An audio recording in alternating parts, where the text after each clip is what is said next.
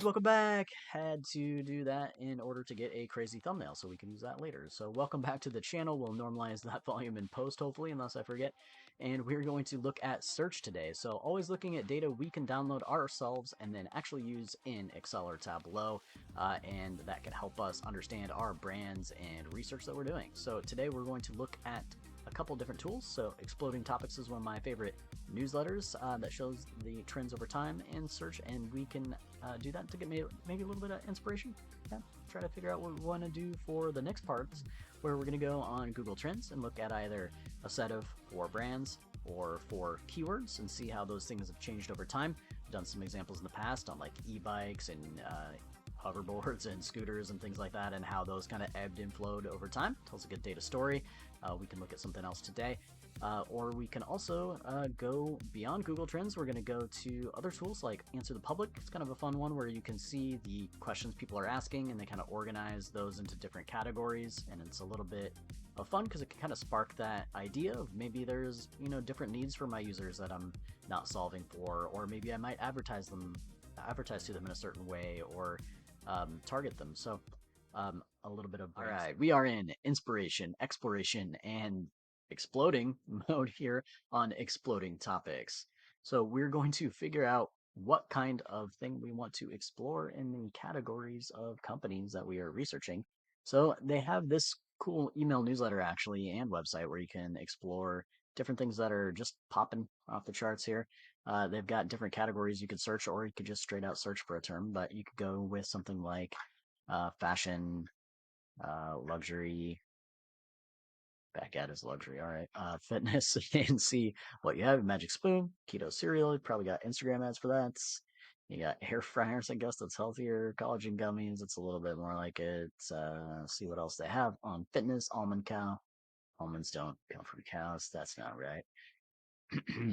Aura ring. You got the sleep tracking. Of course, that's been a incredible trend as of late.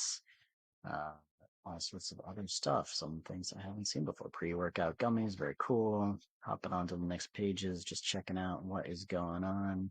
Aloe yoga. Excellent video in the method flexibility with Talia Sutra. You might also recognize a familiar face. Dog probiotics. I don't know about that. Theragun, definitely have their competitor. That's been growing a lot. Looks like there's some seasonality there. But you know what? I'm thinking I'm in more of a fall mode. I do not want to go to yoga class. I want a fire pit to have a drink and watch the sunsets and stay warm. So I'm going to search for smokeless fire pits. And it's not there. So I'm going to copy that into my clipboard because I know they're going to ask for that and lose my typing there. But I'm going to look that up and see if they can add it. So I'm going to suggest that. They'll run it anyway and see the growth. So wow, smokeless fire pits are popping off the charts here. Bonfire designed to minimize smoke and produce an efficient, cleaner burn. I just don't want to run around the campfire and move every time to a new chair every time I get a smoke in my face. So very interesting how that is popping off the charts there. Related topics, I'm not sure about that, but I guess that's what those people search for. But bamboo pajamas, they are soft. Anyway, find some inspiration, whatever it is. We're not going to get the data from here, but this is kind of a good thing to explore. See what is going on in search that you might not have thought of and need a spark to have a topic to look for. So we're going to look at Answer the Public. So this is an interesting tool for search. You can choose one, maybe 2, but today I only had luck with one search where you choose a topic, brand, or product to see what people are asking in search. And they have a fun way of organizing that, and they allow us to download a file that we can graph. So choose something there. You could choose, in this example, I could choose Solo Stove or one of the other brands of smokeless fire pits, or I could choose smokeless fire pits or fire pits or fire rings or things like that to see what people ask about those. And so the reason I'm doing this is I'm really wanting to explore the, needs of the user, what the user is trying to solve, the job to be done for them, or their doubts, or their barriers to purchasing, or what other adjacent things are happening, because maybe I might change my marketing, my content, copy, It might change how I advertise to them. It might change who I target and maybe divide up my marketing to, some people that are bringing one of these smokeless fire pits to a tailgate game versus one that's going to have a big one in their backyard, um, or to take one in sort of a backpacking scenario where that needs to be much lighter than that. So that is why I want to think through this. So I can actually go ahead and uh, do that. So I already did my search for today. So that is up here. They only let you do one. So we did smokeless fire pit, and we've got 65 questions, it says here, and it organizes them like this. So it has them into these categories like what, are, will. So what can it do? So how to use it. Are they really worth it? Do they really work? So now we're actually trying to, get inside the user's head in that they're, you know, probably experiencing that challenge of getting smoke in their eyes at a campfire, and as the wind shifts as it moves around, and they're really wondering, is it too good to be true? I've heard a lot about that, so maybe that's what we would focus on in speaking to them through advertising or product packaging or something like that. But this is kind of fun how it's set up. They have these different graphs. They're a little bit interesting, and uh, the different categories. So we're seeing brand names, we're seeing comparison and Costco and camping and construction and where they for sale and all sorts of different things. But anyway, we're gonna download that CSV. You know me, I love a free CSV that I don't have to pay $60,000 for or put in a credit card. And we've got an Excel. So first things first, open it up Excel and clean it up before we bring it into Tableau. And we're going to have that pop up here. You will notice that first row in this case is what we searched for and the dates. That is no good. That is going to mess up our data. So right click on that number one row and delete that and save it. So we're good to go. Otherwise, that's got nice clean column, field, titles, and rows, no gaps, nothing like that, no other junk. So you can X out of that and we can hop into our Tableau.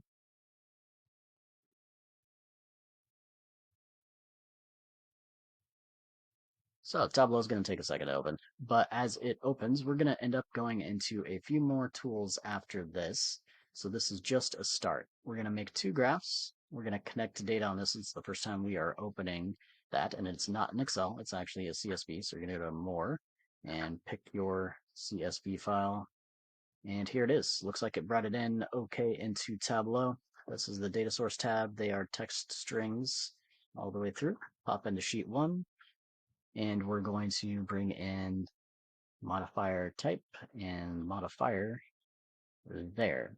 And we're going to bring in suggestion after that. So Tableau always really is looking for a measure. So it's going to have that ABC thing there and going to be asking for that. I am going to take the handle on the right side of it and squeeze it as small as I can get so it kind of disappears. And what we're going to do instead for that modifier type, I can actually drop that onto filter, select all, and all is not going to filter anything out. They're all still going to be there. And I can right click on that filter and show filter. So now if you're publishing to Tableau Public or a web page, you're able to have an interactive filter there and only show them. I'm going to go one at a time since I'm going to use a screen like that. We're going to use radio buttons. So you can change the type of display control for that filter here. You can do a drop down, and this one's multiple, or you could do different versions. So uh, single value drop down or something like that, or single value list with the radio buttons. So I'm going to leave that there. You can choose whichever one works for you.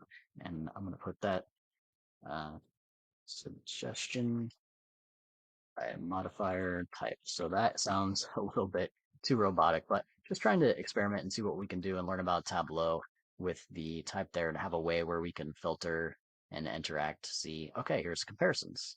Here are questions. These are the related things. Yeah, it's word cloud time. So a little more interesting than the last one, but we are exploring Tableau. So we have this data here, and as we saw, it was a long, boring list of lots of search stuff, but I want to actually be able to digest this information in a little bit more fun way. Maybe a little cliche, word clouds have been around for a while, but it is kind of neat to see it. I've even seen it in like popular press recently, but this will not do. So there are a couple options we can do here. You can do a transformation, which if you've ever used Microsoft Excel's text fields to columns, this is very similar, and that way you have data that is combined together. Maybe you have last name, comma, first name in a field, and that comma is actually what you can use as a delimiter between the first term and the second term. Could be a space, a dash, you get the idea. There are a couple options. You could do a custom split where you just, decide two columns, and so you take the first word as a space and then it takes the rest. So I'm going to try that and show you what it looks like. So we're going to do a space and do two columns, and then you just get two. So you get the first word basically, and then instead of, you can just use that first word. It doesn't look too great, or you could use that second word from there as well. So that, I don't think is working too well in this case. It depends on the data you have. So you may want to do that. I'm going to undo or delete these two, and let's go ahead and do the different version of transformation. Just split. It's going to split them all. So I'm just going to try which one of these works best for me. I'm going to look at 4.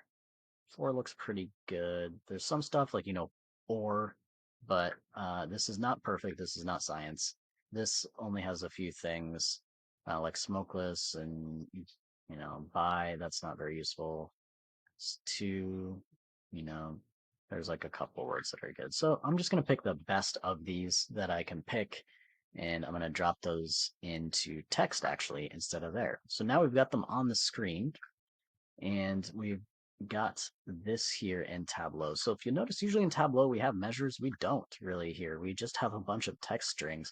So we only really have the count of what we have of each of these words. So I'm going to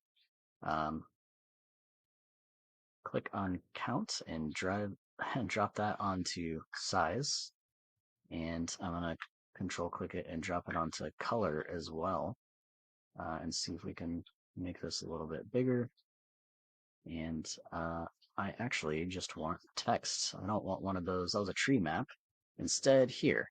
So you can also, this again isn't science, so if there's an outlier and you're like width, that's not helpful to me. Although it might if you're trying to figure out what terms to put in, but I'm going to say that's not. And then, yeah, I get like, pit and pits, of course, fire pit. Yeah, okay, whatever. Exclude, and maybe I'm going to exclude 4 as well. But now we have a little bit of a word cloud. So now we can kind of see the frequency of some things. So people explained, all right, so that's actually kind of interesting. So maybe that's something I should look for. Brio is the competitor to Solar Fire. Tiki's a lot smaller. We can see stainless is popular. But yeah, we've got a lot more interesting word clouds. So definitely do a couple of those for the terms that you have and see what you can do. You can change the color gradient here as well, of course. That's automatic. Try to always get off of automatic and something more interesting. Sometimes it doesn't land as well. Like this one, maybe you could tell like those are like well and above different than the rest. Maybe that works for you. Give it a go.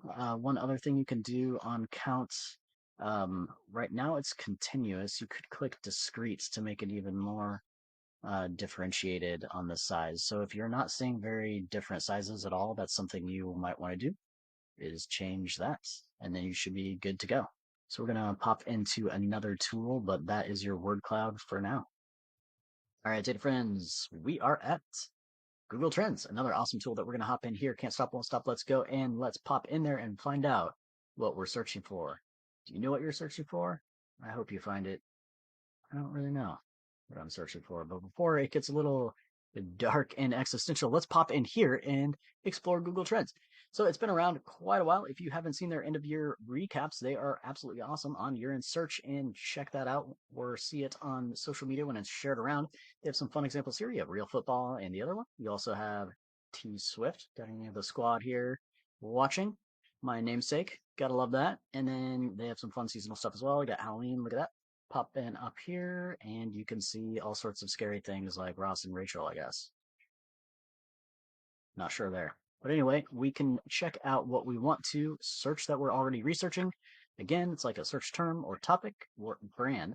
So I'm going to do both examples and see where it goes from there. So I'm going to go with smoke, smokeless fire pits, like I was researching before, and add that as a search term. And it comes up here, but we can add more on compare. So we're going to do that. Do maybe fire ring, yeah, type, and maybe propane fire pits, and see how it goes. So maybe the smokeless fire pits, the fire ring, the propane fire pits, and maybe that's enough for this. But try to do like 4 terms or something like that, and you can always exclude it later. When you're looking at Excel or Tableau, you can just focus on one or the other. Of course, you can choose country, you can choose globally, United States, choose, let's do past 5 years. I want to see the past 5 years of this, and you can choose categories or just keep everything. And this is actually interesting. So if you are more focused on video, like I was talking about before, on YouTube and TikTok being where a lot of people now searching instead of just the Google homepage or on their device, you could also just look at YouTube searches. It is a little bit different than the other. Like you have a different intent when you go search on a mobile device versus on desktop versus using a video app. Video apps for like how to might be really good or for reviews might be really good. But maybe you would search differently if you're like, where to buy it. A little bit of that might come up on YouTube, and you might see that more and more on different platforms as they experiment with e-commerce and everything. But that's definitely a different intent on average there than in general on the regular searches. So we're going to leave it at web search. If you do have a video focused one, feel free to do the YouTube one there as well. So there's a number of different sections here. We're going to cover these two, the interest over time and the compared breakdown by subregion. So first up is interest over time. So what is search interest?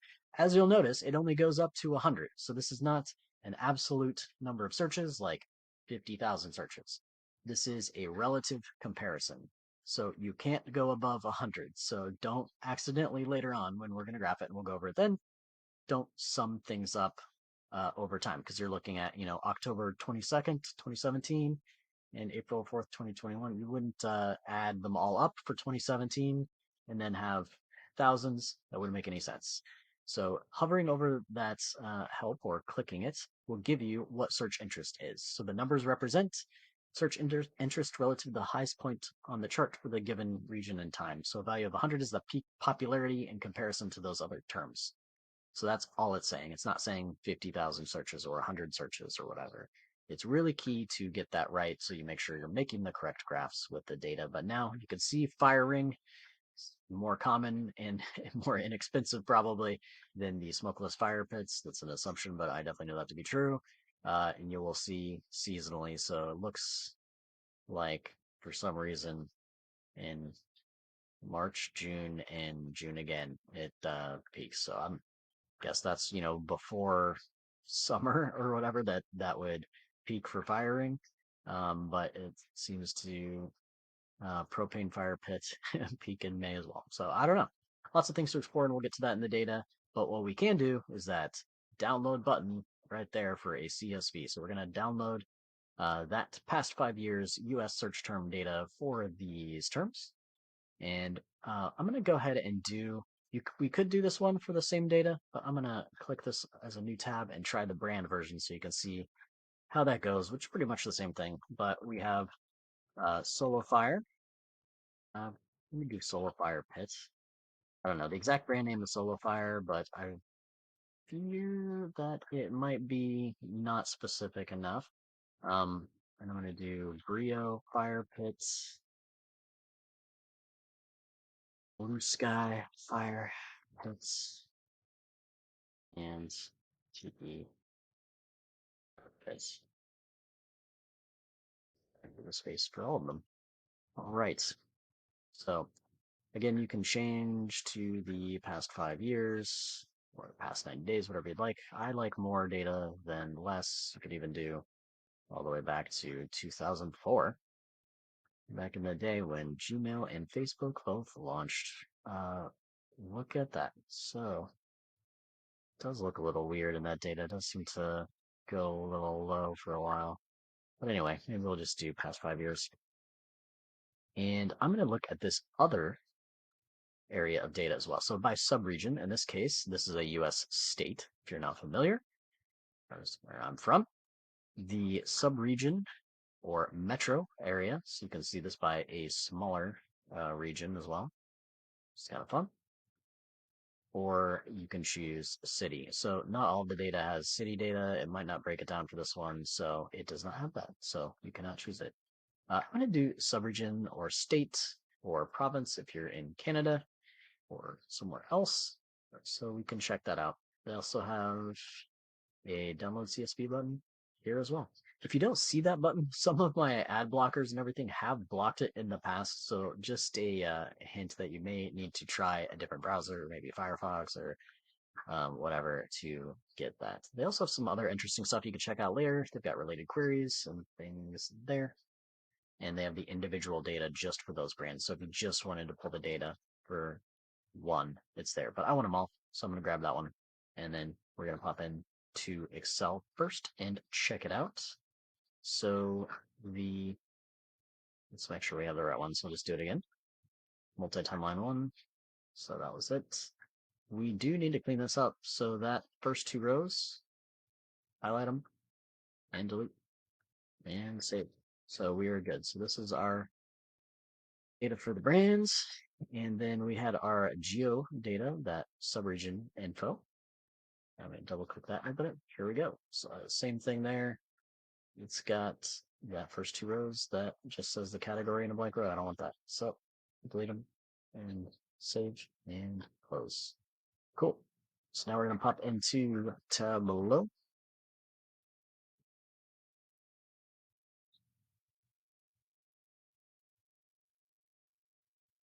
And we are going to have a Tableau open. Connect to that new data source, to that CSV file that we had, that multi-timeline. All right, so we're going to do something a little bit different that we haven't done in a little while here, is we're going to pivot the data. So it has all of those individual brands as different columns, but we can pivot that so there's a column that is brand, and then have that search interest be the third one instead of have them in all these separate spots here. So what we can do is click one. So I'm clicking one there, clicking shift, clicking the other one. So they're all highlighted. Right click on that and pivot. So now it automatically puts them all in one, and now we have dates. So it's basically repeating that date. So the date used to be on one line, and then it would have the brand go across, and now it repeats that date there, so you can have the brand there and the pivot field value there, which is the search interest. Another thing this did was rename it to something stupid. So here, let's call this brand in this case. You could call it whatever it is. So if it was a search term, that would be what you would put. This is a search term, but in this case, we're using brand. So name it whatever fits to you, probably brand or search term, and call this search interest instead of that robotic thing, pivot field values or whatever that is. We can see this did bring in it as a date, and this is a text string. That's good. And that is a number, and that is good. So let's pop over to a new sheet. Maybe shrink me a little bit or move me over. And now we have that brand. We could bring on a color, week, is dates, and search interest there. So we have it by week, do it by month, but remember we have a problem. We have up to 300, and that does not make sense. So your data needs to make sense. Like, for example, if you got a 90% on assignment class and another 90% on assignment in class, that does not give you 180% for the week. That is not how it works. And same thing with search interest, also up to 100. So the average search interest for that month would then be calculated correctly here. And let's get off these default colors real fast, get to something else. Click OK. And now you have that. Can clean month of week. Sounds like a robot that doesn't understand humans. So now we've got the year there, average search interest, and you can see solo fire pit and the lead there. Another thing we could do is that brand has the country there in a kind of awkward spot. So I can transform and create a custom split, and you can see that colon there is the space where it would be split to two columns. And so now, instead of brand as the color, I can use brand split one, and it doesn't have that there, although it just changed my colors. I don't like that I did that. Wish download didn't do that. Okay, cool. So you can also rename that, or you could either rename brand split one there, or if you just wanted to temporarily do it up here, you can rename that, or you could say brand, or you could really say nothing too. I'm kind of a minimalist, and if I'm already talking about these brands, maybe I don't need that there. So you could do this search interest over time, or like search interest, maybe. That sounds a little in 2018 to 2023. And have fun with that. So there's a lot of other things you could do. So I could, duplicate that. Maybe it's these, grouped together. Now you can see the comparison, or just leave it as it is. Or you could also say you're doing a presentation and you want to only talk about one. There you go. You don't have to use all of them. All right, so let's go to the next data piece. We're going to go to data, add new data source, more, and find that map data that we got. That is the search interest across subregion, or state in this case. So it brings it in. We've got region, and that does not have a geographic role set, but we can change that to a state or province. So that ABC geographic role, and it may come up with this automatically. Actually, it usually does for me. I don't know what the deal is. So geographic role, state, province. Now I got a little globe there, and now we're good. All right, so this data is set up like that, and we could also pivot that if you wanted to see what that looks like. And so now you've got the state, the brand, and the search interest. Again, you can do brand and search interest. All right, let's pop in there and see what we can do. This is a little bit different than we've normally done. We can now see latitude and longitude. So I could bring longitude up there, latitude down there, and it's going to make a map because it figured out that's what you do for maps. And on the Show Me tab, you do have a map option too. You can start with that. There's a number of ways you could start making this. That is one. I'm going to bring region onto detail. And now we got dots. Dots aren't enough though. So we need to graph something. And so I could bring search interest onto color. So you'll notice something, it's kind of not a graph that makes too much sense because we have all of that search interest for all of the brands. So this does not make sense as is, but you could drop brand here, and now you've got it per each one. Yeah, let's go ahead and do that transformation on the brand. Again, that custom split, colon, do the 2, and instead of that brand, we'll use brand split 1. So here's one way to look at it. So we could do search interest by brand and states. So I'm going to duplicate that, and instead of putting the brand there, I'm going to filter it, and I'm just going to show Solo Fire, and I'm going to change the color as well to orange for fire, and also show labels. So this again needs to be average in case we do something with time, but we don't have time on this one, so we should be okay either way. But what we can do is do format on the number, because that is really, we can do either a percentage or at least lower the decimal places on the pane there. So there you go. Then change to bold up here, right spot, and you go from there. So of course that is a lot of numbers. That doesn't look great. The color actually helps quite a bit there. You can work with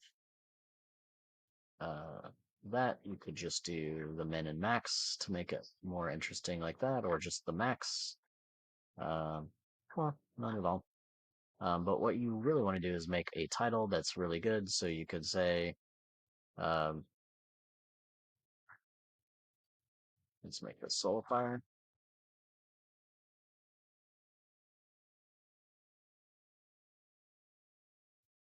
Strong interest in the Northeast and I don't know what Montana and Idaho are. I don't know, Upper Great Plains beats me, whatever those are. So something where you can actually tell a bit more of a data story. So whether that's accurate or not, finding some sort of a way where you're helping the user figure out where the interest is and like what that means so they can seek that out in the graph. Another thing you probably could be is Google search term interest, and then you could describe it like in that question mark that you saw on the page, something like that. It might be smaller because that's like the definition, and you just want it, present there. But not everybody knows what Google search term interest is, and if you're, publishing this graph in the New York Times or Wall Street Journal or something like that, you should explain the terms that you have and not assume that everybody else knows them, and you are good to go there. So there is a lot of other stuff you can do with a map. There is this whole map menu here. You can go all dark mode on us. You can actually bring in images, and there's these different layers. You can actually wash that out a little bit. You can choose what you have on there. Like, do you really need country name on there? Because we're talking about the US in this example. So you don't really need to know that Canada's there. I hope you already know that. But you can not have the names of the states. You can add terrain. You can take it off. You can do all sorts of different options with maps. It's a lot of fun. You can also edit the location. So if we're doing the city and it didn't figure out that Lima, Ohio and Lima, Peru were different, you can make sure those are matched correctly there, or Versailles, Ohio, and Versailles, France. So it does the best it can to try to match. State was super easy. City, like I mentioned, can be a little bit trickier depending on your data set because it doesn't necessarily know which country it matches up with. So that is where you would fix that and map edit locations. Cool. All right. Well, give those a go. Enjoy the Google Trends, and we will pick up and use some more tools as well coming up.